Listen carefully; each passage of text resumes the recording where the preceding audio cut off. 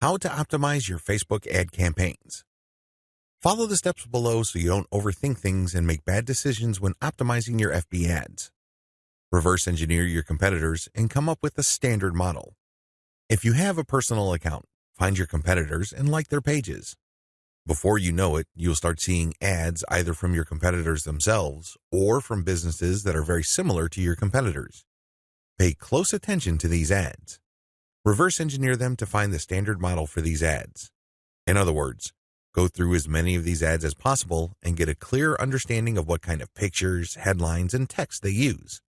Also, if they are mostly promoting posts, pay attention to that. Whatever the case may be, look at what they're doing and see common patterns. Focus on the most commonly used strategies because this gives you the industry standard model. Don't get sidetracked by ads that seem so different, so new or so innovative, because if they are so different from the industry standard model, they're outliers. There's a high chance that those ads do not convert. Come up with your own version and test with a low budget. Test with a low budget. You don't want to burn through a tremendous amount of cash during the testing process. There will be a time and place for you to get crazy with the budget, but now is not the time. Create variations and test. Now that you have come up with your own version of the standard model, create variations of it and then run low-budget tests. Do not do this randomly. Do not do this based on your feelings or impulses. Instead, you have to follow certain rules on how to create variations.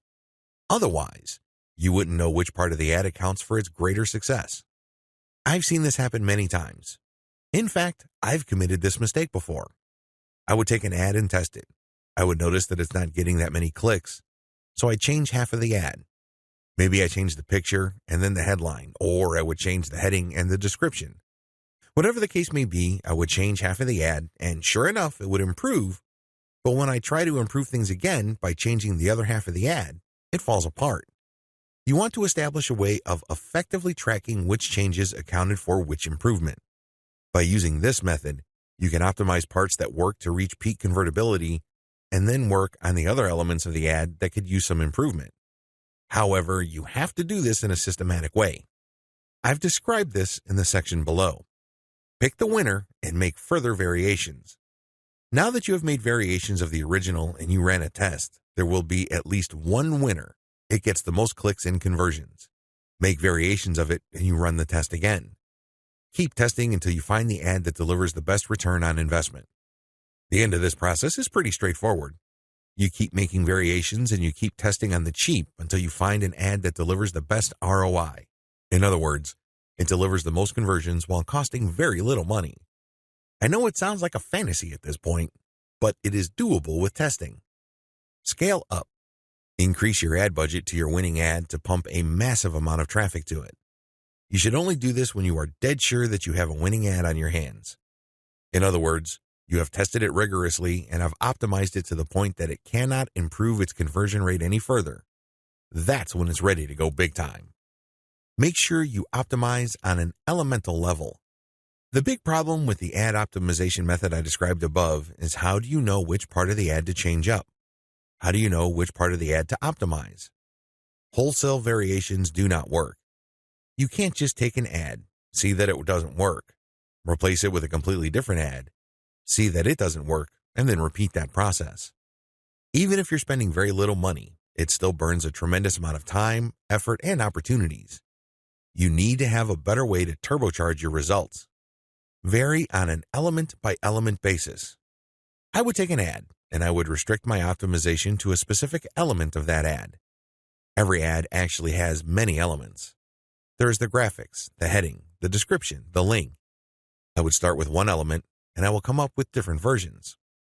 The most obvious part is the picture. So I'd play around with the different pictures and see which gets the most clicks. I would then come up with a variation of that picture and see if I can improve my click-through rate. Again, I'm spending very little money here. I just want to see an improvement in click-through rate for that element that I'm varying. Once I have reached a plateau and I can't improve any more on that element, I would then switch to another element.